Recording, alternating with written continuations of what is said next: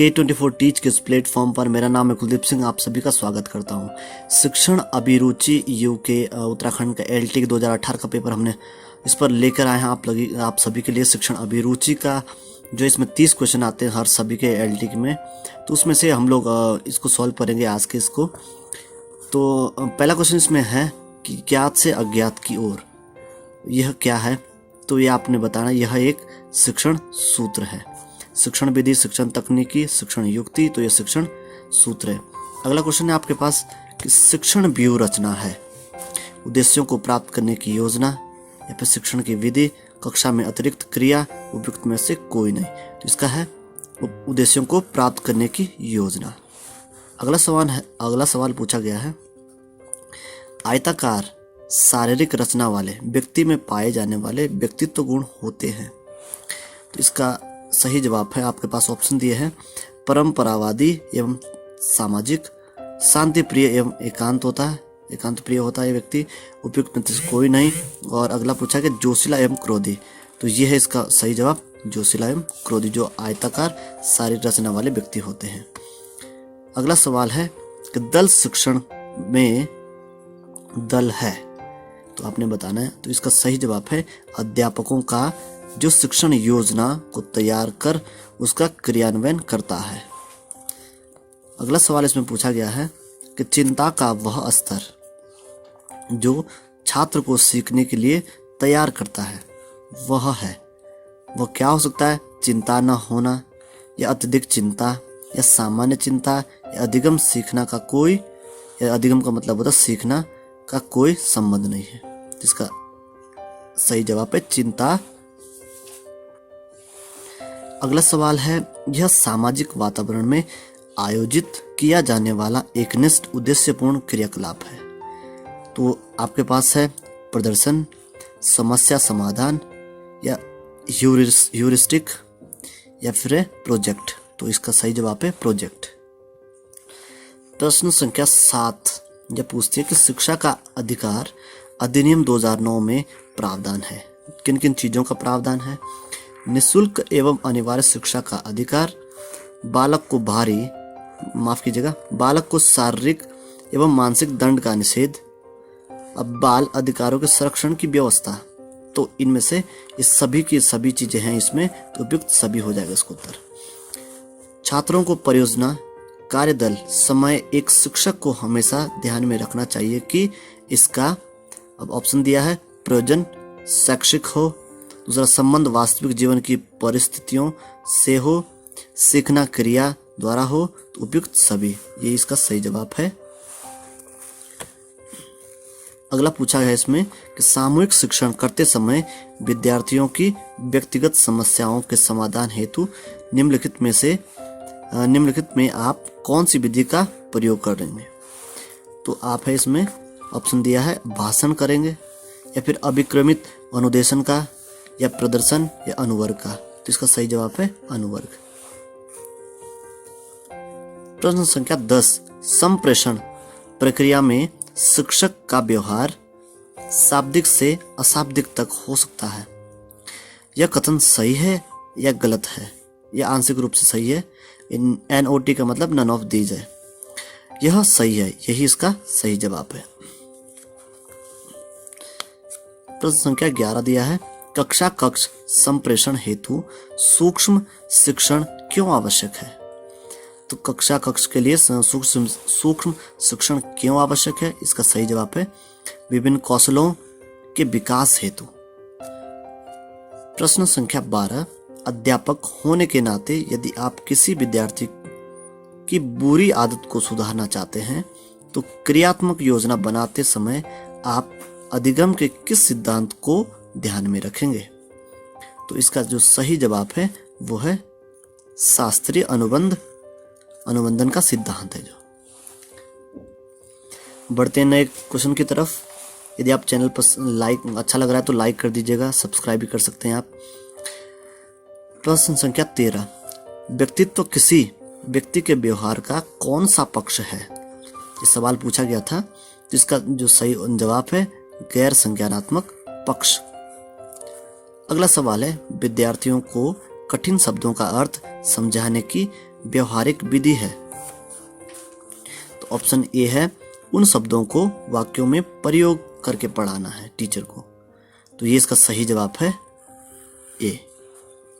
अगला है, एक बालक काले कुत्ते, काली बिल्ली एवं काले कोट को देखकर डरने लग गया है।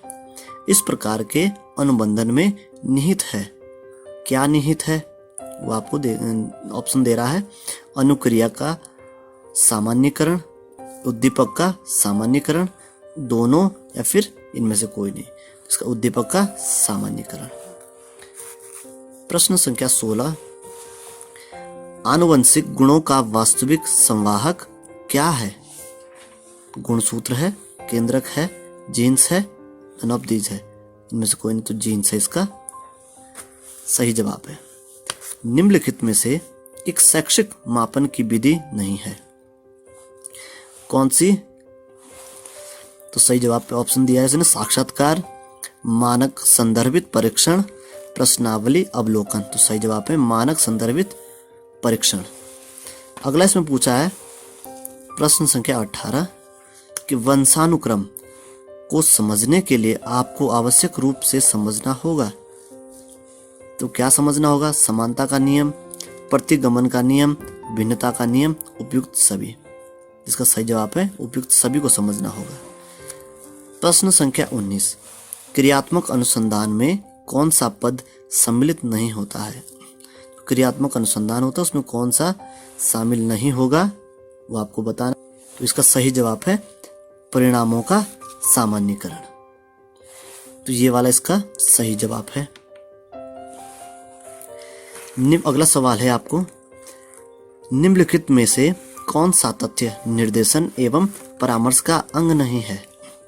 तो कौन सा नहीं है? समायोजन करना, उन्मुखीकरण करना, संवेगों का विकास करना या फिर एनओटी, नन ऑफ दीज। तो संवेगों का विकास।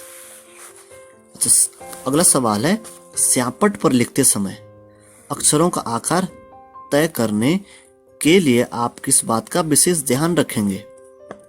तो आपने क्या करना है कि इसमें से ऑप्शन दे रखे हैं आपको, इसको आप समझ कर लिखना है कि स्यापट तथा विद्यार्थियों के मध्य जो है एक निश्चित दूरी होनी चाहिए। तो ये इसका सही जवाब है। संज्ञानात्मक व्यवहारगत कौशल के अंतर्गत विद्यार्थी को सैद्धांतिक कथनों के उपयोग को वास्तविक परिस्थितियों में समझने के सक्षम बनाना है। इसका जो उत्तर है वो है अनुप्रयोग। ऑप्शन में अवबोध होना था इसको, विश्लेषण, संश्लेषण। ठीक है। अगला सवाल है प्रश्न संख्या 23 है आपके पास कि निम्नलिखित में से किसी विद्यार्थी के आंतरिक मनोभाव के माप की सर्वोत्तम प्रविधि कौन सी है?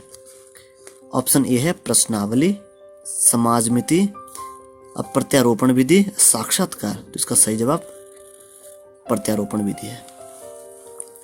प्रश्न संख्या 24 आपके पास दी है कि शिक्षण अभियोग्यता से तात्पर्य क्या है?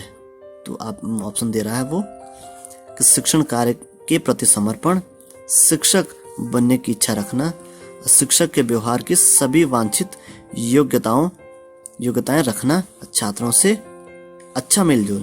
तो ये सही जवाब इसका कि शिक्षक के व्यवहार की सभी वांछित योग्यताएं रखना। प्रश्न संख्या 25 पूछा गया इसमें कि आप अपने विद्यार्थियों में मुख्य तौर पर स्व अनुशासन किस प्रकार विकसित करेंगे? तो उनको जो हम लोग जिम्मेदारी देंगे उत्तरदायित्व देकर। इसका सही जवाब है। वीडियो यदि अच्छा लग रहा हो तो आप सब्सक्राइब कर सकते हैं हमारे चैनल को। प्रश्न संख्या 26 पूछता है कि एक शिक्षक अपनी शिक्षण अधिगम प्रक्रिया की योजना बनाते समय ध्यान में रखता है। क्या चीजें ध्यान में रखता है? निर्मित उद्देश्य, मानव एवं भौतिक संसाधन। इसका जो सही जवाब है ये भी दोनों है। अगला सवाल है निम्नलिखित में से कौन सा उद्दीपन परिवर्तन कौशल का तत्व नहीं है? इसका सही जवाब है विन्यास प्रेरण या संचलन या हाव भाव वाक स्वरूप परिवर्तन। तो उद्दीपन परिवर्तन कौशल का तत्व कौन सा नहीं है? वो विन्यास प्रेरण है। प्रश्न संख्या 28 पूछता है कि बुद्धि परीक्षणों का प्रयोग किया जाता है बुद्धि परीक्षणों का, तो विद्यालय में छात्रों का समूह विभाजन करने में, या निर्देशन में प्रयोजन हेतु, या चयन करने के प्रयोजन हेतु, या उपयुक्त में से सभी है। तो इसका सही जवाब है ऊपर दिए गए सभी। प्रश्न संख्या 29 है, अधिगम मापन करने के लिए क्या आवश्यक नहीं है? तो क्या आवश्यक नहीं है? शिक्षण की युक्तियों का पता लगाना, परीक्षाओं की वैधता ज्ञात करना, परीक्षाओं की विश्वसनीयता ज्ञात करना, विद्यार्थियों द्वारा अर्जित कौशलों को ज्ञात करना। सही जवाब शिक्षण की युक्तियों का पता लगाना, अधिगम का मापन करने के लिए आवश्यक जो है नहीं। ठीक है। प्रश्न संख्या और अंतिम इसमें पूछा है कि अधिगम के बारे में पूरी जानकारी इंगित करने वाले वक्र को क्या कहा जाता है? तो विद्यमान आवर्तन वक्र, समान आवर्तन वक्र, या ह्रासमान आवर्तन वक्र, एस आकार वक्र। तो इसका सही जवाब ये दिया गया, आकार वक्र। तो आप सभी को मैंने बताया, यह मैंने जो उत्तर लिए हैं ये इनकी ऑफिशियल वेबसाइट से ही मैंने लिए हैं। तो ये 2018 का पेपर था, आप देख सकते हैं कि, और ये जो है सभी जितने भी विषय हैं सभी के लिए इस प्रकार की शिक्षण अभिरुचि आती है। आप इसको एनालिसिस कर सकते हैं इस चीज़ का। यदि आपको वीडियो अच्छा लगे तो लाइक शेयर सब्सक्राइब कर दीजिएगा। आप सभी के लिए हम इसी प्रकार की वीडियो लेकर आते रहेंगे इसमें। धन्यवाद। मिलते हैं आप सभी को एक नई वीडियो का। तब तक ख्याल रखें। जय जय भारत।